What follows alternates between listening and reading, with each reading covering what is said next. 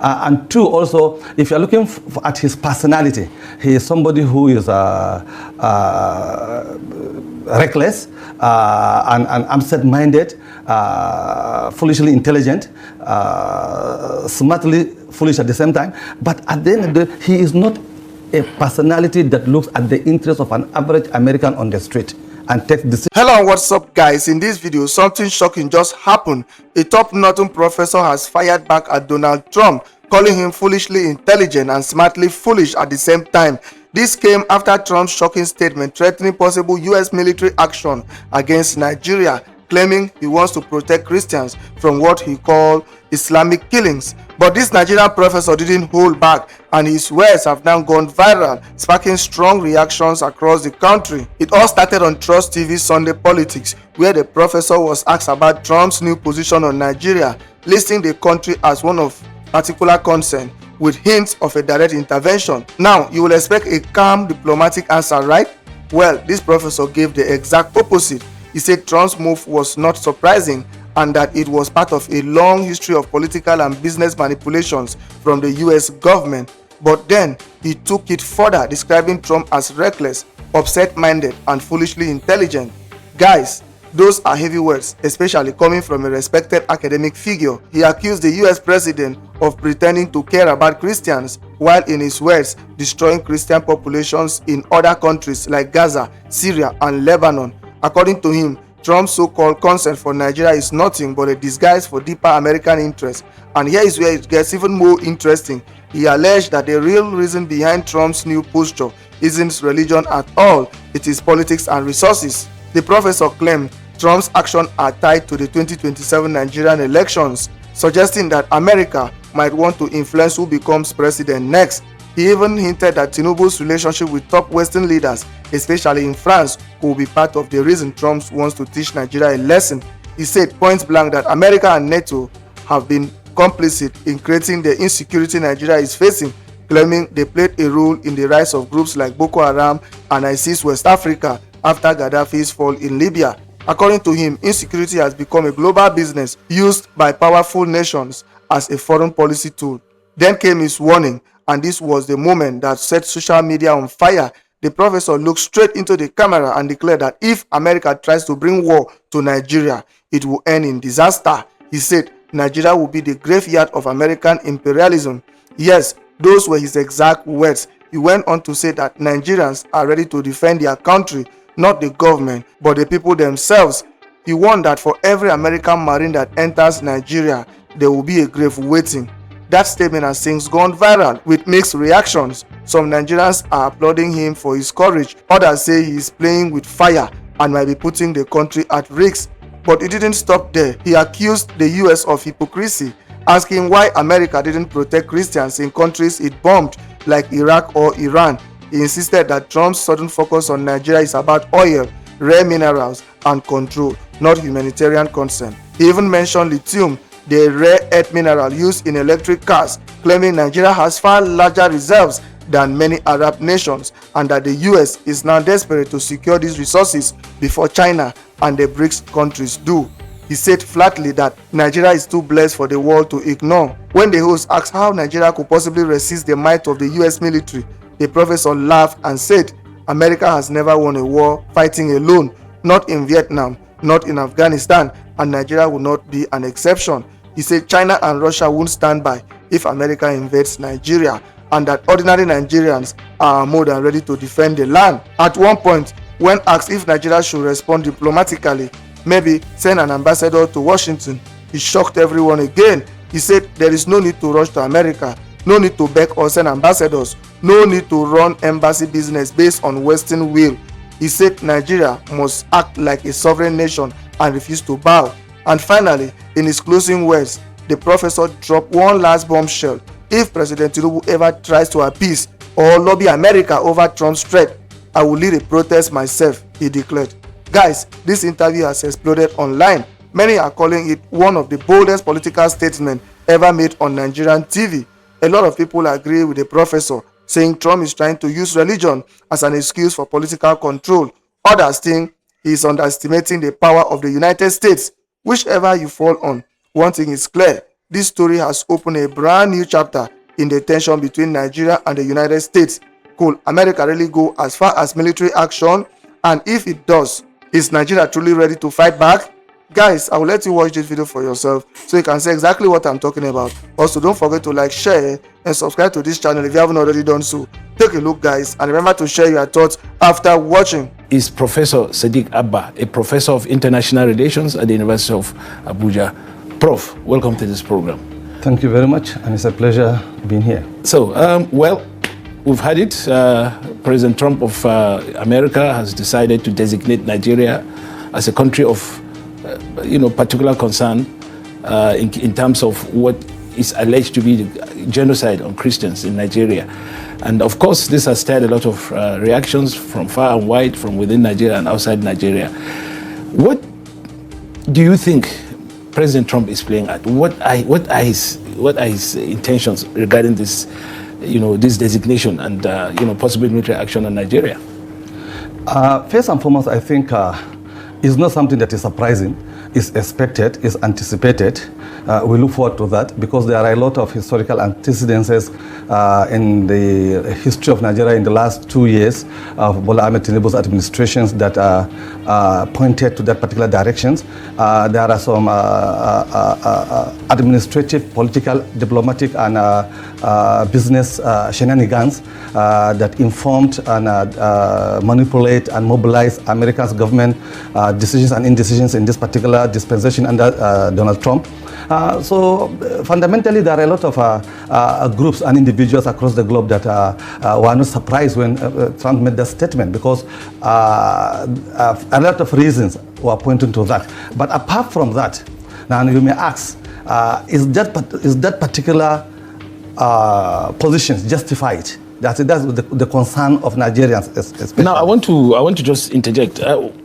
What would you make of Trump's decision on this score? Does that make him a Christian evangelist, or is he just a reckless adventurist? Because people. He is both. Both. Let's know. Fundamentally, you see, Christian evangelism and republicanism globally stood firmly and solidly behind him during his campaigns, mobilized and funded his campaigns, gave him agendas, checklists, talking points, what to do and what not to do in government, and he's implementing it. That's not, it cannot be doubted. And two, also, if you're looking at his personality, he is somebody who is reckless and absent-minded, foolishly intelligent, smartly foolish at the same time. But at the end of the day, he is not a personality that looks at the interests of an average American on the street and takes decisions and take positions that can enhance and engender the livelihood, the welfare, and the well-being of an average American. So he translates these particular positions and decisions outside American boundaries into a global phenomena. That's where the concern of global humanity is. But okay, I mean, people seem to say Trump, he has become so exasperated at the spate of killings in the country. I mean, for the past, up to 2 decades now, the killings have been going on in various parts of Nigeria, and then it appears that all entreaties to the Nigerian government, successive Nigerian governments, to end these killings has yielded no fruits. Even the military itself, some of the people in the military have kept saying, look, people can take the arms and defend themselves. That's an admission of failure. And then seeing that, this has gone on unabated, perhaps that, there could be some justification in what Trump is trying to do in Nigeria, at least to try to get the government of Nigeria to be more serious about handling this issue. What can you say to that? But fundamentally, you see, we should not put the cart before the horse. You see, we ask ourselves, if there have been insecurity and instability in Nigeria in the last 2 decades, now you ask fundamental questions. Whose guns are being used by these bandits and terrorists? Whose bombs are being used? Who is funding those particular bandits and terrorists? And from whose industries across the globe that these bandits are getting those particular supplies, and who are benefiting from it day in, day out? So you see, you cannot just sit down because they are killing people, you say it is this group or it is that group. Ask, what is the sources of their own armory and ammunition? What is the sources of their own, or what are the sources of their own funding resources? Cash, dollar, euro, pound, sterling, etc., etc., pound. So you see, these are questions. As far as I'm concerned, there is evidence, scientific evidence by an American congressman that is interrogating American security intelligence that you have been giving $40 million to Boko Haram in Nigeria. So we ask, who are those people in America that has interest in destabilizing Nigeria in the last 2 decades? And look, both America and NATO are complicit in the instability that we are experiencing in Nigeria. Okay. Because the removal of Gaddafi in Libya opened the window for ISWAP, for Boko Haram, for ISIS to take over West Africa. If you say, but who created ISWAP? Who created ISIS? Who created Boko Haram? So we should broaden our own scope so that we'll understand who are responsible for what. For instance, now, if you are a Christian in Nigeria, in where some of these killings are taking place, and you see bandits or supposed bandits coming in to kill people from your communities, raid the place, burn down the place, kill babies, destroy the communities, what would you be feeling? That these people are coming to this our communities not twice, not once, not twice, several times, and they've done it with impunity. What would you be feeling? Let's take a look at it. I would feel there is failure of governance. And I will hold my government responsible for these failures. And governance is not about Mr. President. That is the mistake Nigerians are making. What about the local government chairman in your community? What about your councillor? What about your House of Assembly member? What about your governor? What about your House of Reps? What about your senator? What about the governor? Before you go to the president, there are levels. But the governor said, he doesn't have any control over security. They are lying. Security the apparatus is more interested in the spec of office than governing people. If the presidency and the federal government denied you governance in your own community, did you resign? How many governors resign? How many senators resign? How many House of Reps members resign? How many chairmen of local government in Nigeria resign? Mr. Eliasu? None, because they put their own personal interest over and above people's interest. Look, this insecurity is business. Look, insecurity now is an international business. It is a foreign policy tool of almost every developed nation on earth. Because the primary sources of power and resources for the past 150 to 155 years is no longer there. The world has been transformed. So they have to reject their own foreign policies to use insecurity, wars as foreign policy instruments. Okay, let's on that score, let's look at Trump's perspective. He said, okay, I'm tired of you Nigerians. You have not been able to live up to your responsibilities to your people. People are being killed and all that. And he, of course, signed the bill into law that designates Nigeria as a country of particular concern. But shortly after that, to demonstrate in his perspective now, to demonstrate his seriousness, he said, look, we're even going to go further. We are going to even put Nigeria on the crosshairs. There's going to be military action to be contemplated if these killings do not stop. Don't you think he's actually telling the Nigerian government to clean up its acts, and is justified in doing that? You see, first and foremost, there are two issues here. Number one, 2027 elections. What is the position of Tinubu as far as American government is concerned? Are they in support? Look, remember it happened in Nigeria in 2014 when the Obama government insisted that Jonathan must go. It's about American government's interest. And what Trump is doing today is about American government interest in Nigeria, especially in 2027 elections. What is the position of Tinubu as far as American interest is concerned, as far as 2027 is concerned? And if Trump is he's a Father Christmas. He has now, he's a born again in Christianity. He wants to bring peace globally. 4 days ago, they killed a lot of Americans. Charity should begin at home. That's the first thing. And where was Trump when they were killing Christians in Gaza? Where was Trump when they were killing Christians in Syria? Where was Trump when they were killing citizens in Lebanon? And when he was dropping bombs in Iran, there were Iranian Christians. When he US invaded Iraq for mass destruction, there are millions of Christians in Iraq who they were killed. But in the case of Nigeria, Christians, Christian groups have made representations. Over the past few months, they have come out to say this is what is happening to us. They are killing them in Nigeria. They are killing them in Nigeria, in Benue, Yelawata, in Plateau, in Mamangu areas and other places. And Now, if the Christian presented so they are presenting their case to the American Congress, to the American, American government. They have made copious, data available to American government with which to prove their case. And on the basis of that, Americans decided to take action. Now, whatever you say about it, you cannot fault the Christians. It is up to, for instance, the Muslim groups or the government of Nigeria to say, look, we are following this lock in step, and to ensure that the correct position is conveyed to the American government. Was this done? But even the Christian organization in Nigeria faulted the claim. Why should the Muslims waste their time to go and... They should. I mean, the government says it's wrong, can't say it's wrong. That is after the fact. No. That is after the fact. No, even before this particular decision was taken, that Nigeria is under CPC, Christian Association of Nigeria said it's wrong. Government of Nigeria came out, gave out this statement that it's a lie. It's true. There are Nigerian Christians who say it's a lie. I have a lot of Christian friends. Some of them are my neighbors. Some of we grew up together from primary school. They say it's a lie. It's just an American way of invading countries. And I can assure you, look, we are not as volatile as Afghanistan. We are not as how do I call it, as robust and prepared as Iranians. But they shouldn't take Nigeria for granted. I'm telling you, if America is coming to Nigeria, and it's going to be Nigeria is going to be a graveyard of American imperialism. It's going to blow a whistle for Americans. But how can you resist American intervention, military intervention in Nigeria, when even you are struggling with a ragtag bunch of It's because we are not struggling. We were able to force the ragtag. You see, the intention. Look, people are forgetting.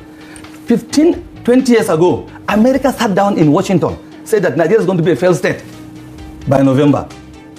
You remember that? Yes. We disappointed them. It couldn't, because they wanted to do North-South crisis, Muslim-Christian crisis. It couldn't work. Now, Obasanjo came and fought that battle. Umar Yar'Adua came and neutralized it.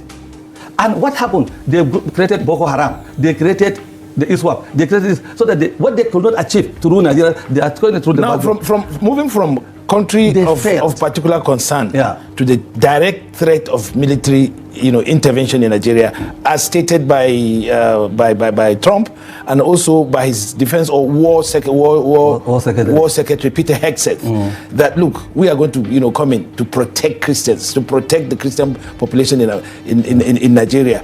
What are the implications for Nigeria? Because how do you imagine, and what are the implications for Nigeria when this thing happens? The only thing I can say is that, is there a country that America entered to protect a certain interest, and those interests were protected? I am challenging anybody in the last 100 years. There is no single country on earth that America went into for the purpose of humanitarian or to pursue another interest. And the interest in for the benefit of those particular citizens, there is none. There is no history. There is no record in history to that. If America enters your country and they settle down, and the next thing you begin to have peace and stability, the next thing they give you economic you get economic prosperity. It has never happened. But there are some Nigerians who are actually happy, who are jubilating about this, and they are saying, look, it's about time that somebody, some power came into this country to sort things out, because it appears that we're having a failing government. What do you make of that? You see, those people, you are a Nigerian, I'm a Nigerian. Those who are protesters are Nigerians. If we say that the federal government is not working, this Nigerian project is not working, we are all Nigerians.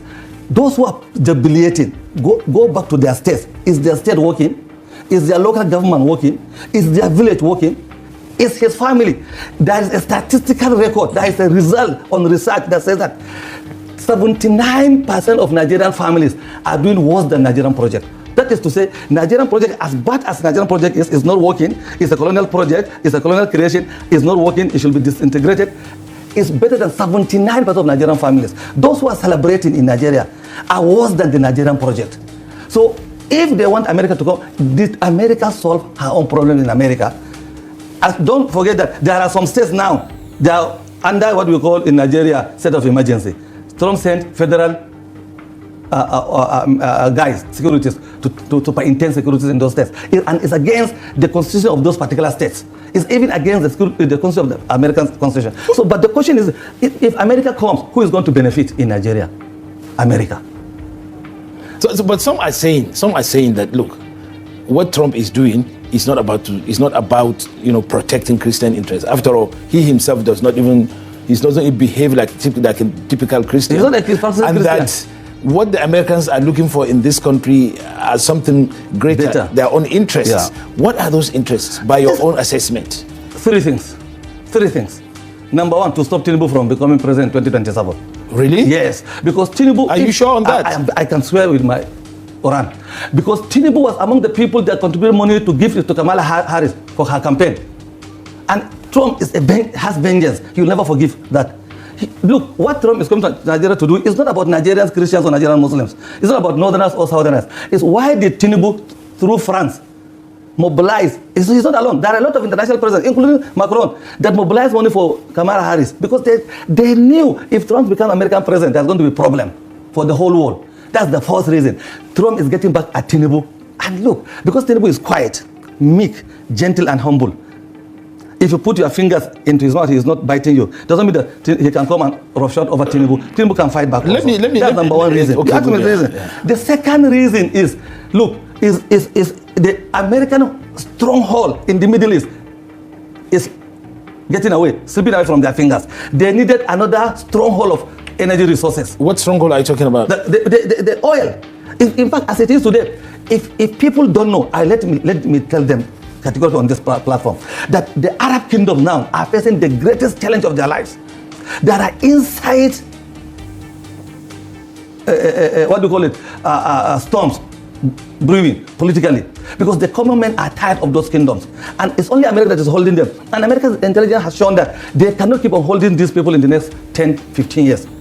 So they will have now turned to new areas. Yes. So Nigeria is a very hot spot for them. Nigeria, Angola, you understand? Algeria. These are some of the areas that they are looking at. And I can tell you, some people are saying that, at energy experts all over the world are saying that the oil reserve in Nigeria is far more than any other Arab country because it is energy policy that they are saying that Nigeria is beneath those particular Arab kingdoms. We have more energy resources than those Arabs. And America knew that better than anybody else. So this is the second reason. The third reason, which is very, very fundamental, is that for the first time in so long a time, since Abacha, Tinubu was the first president in this country to look away from the Western world. In fact, France is the only friend Tinubu had. And France, Nigeria is not dependent on France. It is France and Macron that is dependent on Tinubu and Nigeria now. Really? Yes. If you are a follower of international politics. But the French are having a lot of problems in their former West African colonies. That's why they are looking at Tinubu as a way out. Because Nigeria can directly or indirectly be able to bridge the gap. What they are losing in the Francophonie, Nigeria can bridge that gap for them. And Tinubu is trying his best. No, but okay, some people are saying that, the American president, that's Trump, was recently disgraced by Chinese when he went to discuss some, in Seoul, South Korea. In South Korea, and that satellite images and reports have indicated that Nigeria has large deposit of lithium and rare earth minerals. Yep. And that, because of the need by American industry to have such minerals, Trump is also using this as an excuse to come into Nigeria and to ensure that these minerals stay in American hands and not go to the Chinese or the BRICS countries. And also some are saying that, the policies undertaken by President Tinubu, especially the latest policy on 15% tariff on petroleum imports, does not go well with Trump. And perhaps maybe he's trying to see what he can do or what America will do to ensure that they play more active role than they've been doing in Nigeria. How do you react to that? You see, the truth of the matter is this. Nigeria is so blessed that nobody knows how blessed we are apart from the creator of Nigeria. Not Tinubu, not Minister of Petroleum Resources, not Minister of Mineral Resources, nobody. Not even the white man knows how much we have under our soils. Let me tell you, look, Trump, America must come to Nigeria. Let me take you back during Jonathan. May Allah bless Jonathan. And may Allah also bless David Mark, who was Senate President at the day. America wanted to create their own presence in Nigeria as far as 2012. And Jonathan's greatest sin why America wanted him out under Obama was that he refused to allow America to have her own base in Nigeria, courtesy of David Mark. Number two, the same National Assembly advised him not to allow the LGBTQ bill to be factualized in Nigeria. But you know, but Trump is not somebody who is supporting Obama. the LGBT. So if I'm telling you a history under Obama. Now, Trump is interested in having resources in Nigeria, not only in Nigeria, almost all over the world. And Nigeria is a special interest. And if Trump is a practicing Christian, and they're using American bombs, American rifles on Christians in Gaza, churches were bombed in Gaza, churches were bombed in Syria, Christians were massacred in Syria, in Lebanon. And he was talking about Christians in Nigeria. Khan in Nigeria came out and said that it's a lie. Christians are being killed, Muslims are being killed. In my village, when the bandits come, they don't look at Christians or Muslims, they kill or they kidnap. There is no differentiality, there are no differentials there. So American force, American interest is what is pushing them to Nigeria. And I can assure you, if they come, it's not going to be business as usual. You know, let me tell you, if you read Frederick Lugard's book, The Dual Mandate, in one of the chapters, he said, the greatest strength of this nation is its unpredictability. Nigeria is unpredictable. So, but let me just take it from there. Exactly. Well, since the independence of Nigeria, we've never faced a situation where America, has made direct threat of military intervention. All along, it's been a matter of, veiled threats and, intelligence estimates and all that. But we have a situation now where there's a direct threat of military intervention in Nigeria, and with the unpredictability of President Trump, it's likely it's going to happen. So how prepared are we, and how prepared are we to cope with this eventuality? There are two questions. Apart from rhetorics, let's see the practicality of it. There are two questions in this statement. One, historically, this is not the first time they are giving us direct threats. The only thing is that the first two direct threats, they met leaders on ground. They met General Murtala Muhammad. Remember Gerald Ford's letter to General Murtala Muhammad that he published? Yes. Gerald Ford, go to hell, America shut up. It's a direct threat to Murtala Muhammad and Nigeria. Murtala called their bluffs. Abacha called their bluffs. And so how prepared are we? If the government is not prepared, Mr. Ilyasu, I can assure you that Nigerian citizens are prepared for America. How? Just tell me, apart from rhetorics. Apart from just rhetorics. This is national secrets. It's confidential. America will not tell you we are coming with this. It's their secret also. I can assure you, if America is coming, tell them. As far as Nigerians are concerned, not Nigerian government, not Nigerian state, not Nigerian president, not senate, not ministers, not governors, Nigerian citizens, not me and you that are sitting in this studio talking. Nigerian citizens on the street, in the crannies and in the villages and towns, they are waiting for America. For every American Marine, there is a graveyard to be buried alive. Nigerians are ready and willing. We are well prepared, and we are willing and ready to follow Mr. But in a situation President. whereby some Nigerians are saying, look, it's a welcome development. How many of them? Don't you think? These are Facebookers. People are on Facebook. Look, have you ever seen a country war being won on Facebook? These people that are making noise are Facebookers. If they are what we call urban gorillas in political science, nobody knows them in their village. They are only in Abuja, Lagos, Kaduna, Port Harcourt, or Kano. Nobody knows them. And even in Kano, and they are in the selected areas. They are not in the mainstream towns that they are making noise. And these are the people that if America comes and says, come and join American Marines to fight Nigerian army, they won't come. A Nigerian military man is well trained, well motivated, and well. The only thing is that there are gaps which the government could not fill. America is worse than Nigeria. American Marines are no longer motivated. They are crying. They can't even buy bread. Who will come? When they went to Iraq, I did my PhD on Iraq, American invasion of Iraq. The entire people that were in Green Zone, how many of them are Americans? How many of them are Anglo-Irish, Anglo-Jew, or Anglo-Saxon? These are true Americans. Yeah, but Nigerians in American Marine, Scandinavians, Filipinos, Bangladeshis. These are non-Americans. They are the foot soldiers, foot on the sand. You will never see a blue-blooded American. They will never bring them into Nigeria. They will mobilize Africans who are in American army to come. And let me tell you, Mr. Malam Ilyasu, I can swear by Allah, somebody who is a mercenary will fight to fight another day. Nigerians, if America comes, we will fight to become martyrs of the nation. No, but we are going to become patriots and nationalists. Prof, let's be realistic on this issue. Let's be realistic. Yeah. Let's be realistic. In a country where you have all kinds of differences, religion, ethnicity, regional, whatever, people are at each other's throat. People hate themselves more than, there's a lot of hatred around in Nigeria. People can see eye to eye. People think the worst of other people, themselves and other people. How are you going to face a very, very formidable enemy, a superpower like America that can cut off your lights, cut off your communication system and move in here without you even knowing? So how are we going to do? Even a country like Iran that has so much on its plate in terms of military capabilities could not stop the Americans from bombing them to smithereens. How can you do that? They only bombed Iran and ran away. No, they did. Yeah, but they made a lot of damages. On one side. And they had damages. Iran had damages on the other side. You say we should be very realistic. Let's be very realistic. Do you think America as it is today can fight war? It has the ordinance to do that. Okay, let me make the question more simpler for our viewers. Has America ever in her history won a war fighting alone?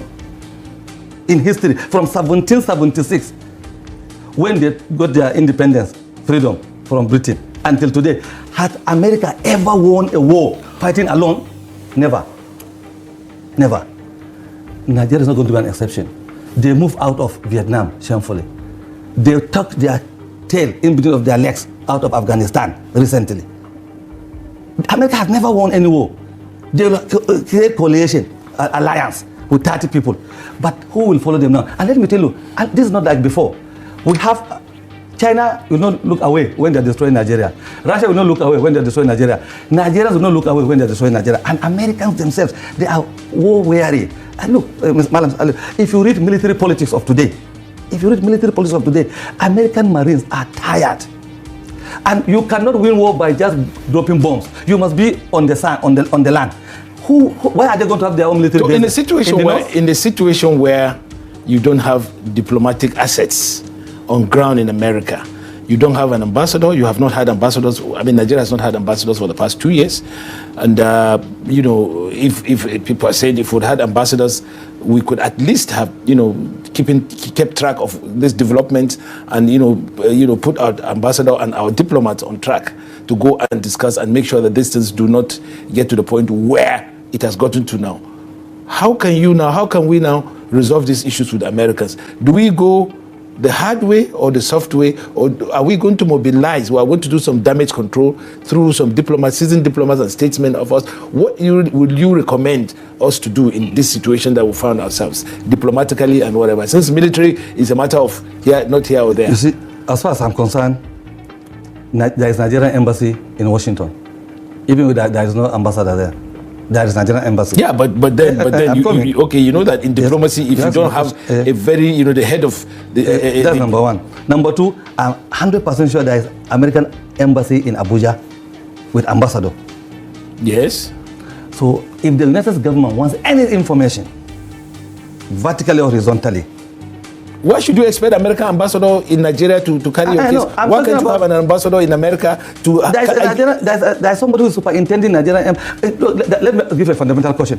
Must a country have embassy in another country? Of course, yes. In a country like America... No, America is... Look, if I'm president of Nigeria, I cannot have embassy in America. It's my choice. And they cannot force Nigeria to send ambassador because if Mr. President, based on intelligent information, based on economic reality, based on this, based on that, realize that sending ambassadors across the world now is not good for Nigeria and Nigerians. So be it. If it is good, it's good for the government. No. I think it is necessary for us to have ambassadors in very important countries like America, like Germany, like the UK. Why? We need to, because we have a lot of trade, security, and all kinds of relationship with them, and issues like this too. Because if we had an ambassador, look, we have a chargé d'affaires who is not of full ambassadorial level. He cannot take a decision on behalf of Nigeria. Of course he can't. Thank you very much. And also, don't forget, no foreign country would really take you serious if you don't have a full ambassadorial position, because they will believe that the chargé d'affaires is not of commensurate. Why do you want foreign countries to define your seriousness? Why? You have to on this issue now. I am Mr. President. I say my charge d'affaires is my own representative in your country. Must I send an ambassador? But diplomatic conventions, the charge d'affaires Who is defines just diplomacy? Is there? The conventions are there. The convention. I'm following the convention. I don't have the economic means to send But do you really believe that Nigeria should not have an ambassador in Washington? Why not? Now that we are having this issue? Why not? Why not? No, I don't think so. I don't think Nigerians will agree. Opinion. It's not Nigerian government's opinion, Mr. Ilyasu. This is your personal opinion.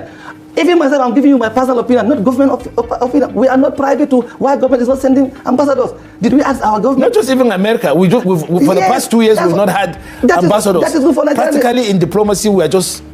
What has stopped because of that? Nothing. This issue has come up.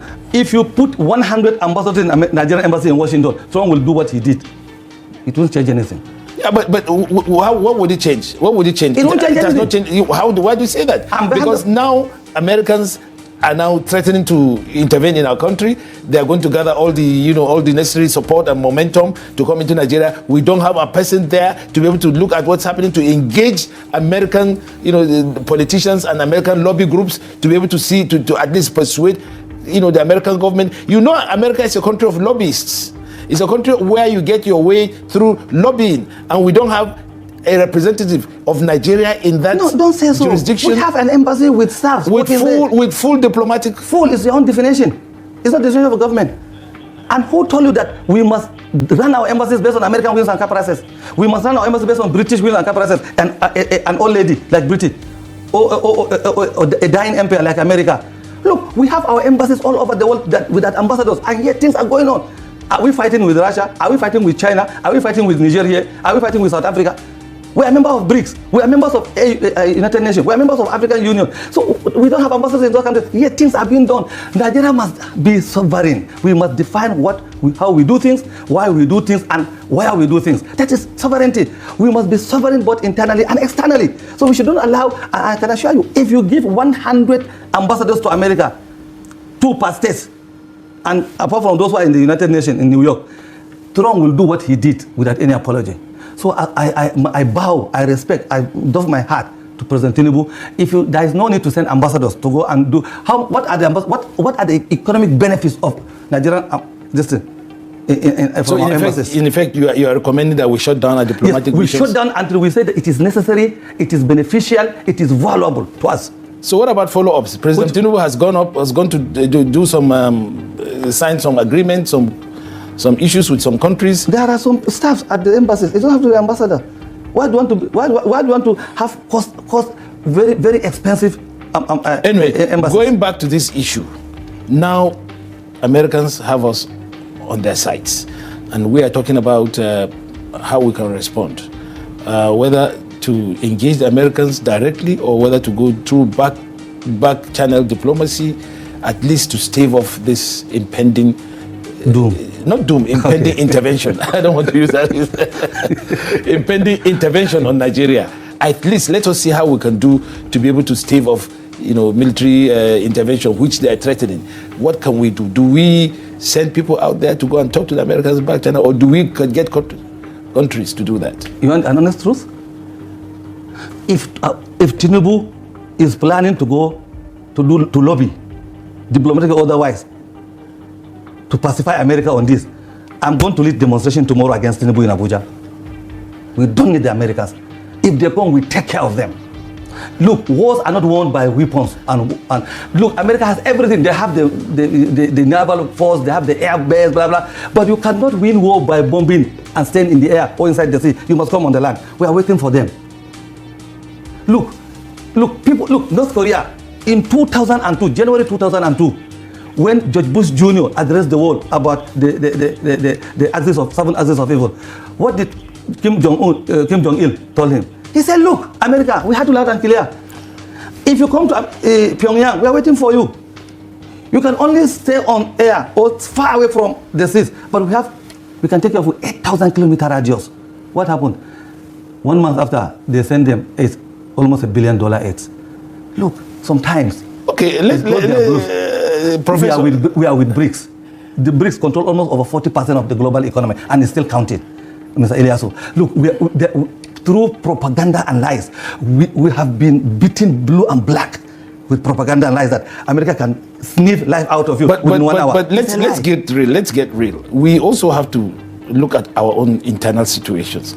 There needs to be a lot of fence mending, a lot of who and who? No, in Nigeria, we need to do that within Nigerians. The areas that are aggrieved by these issues. I give an example. For instance, where we have all this,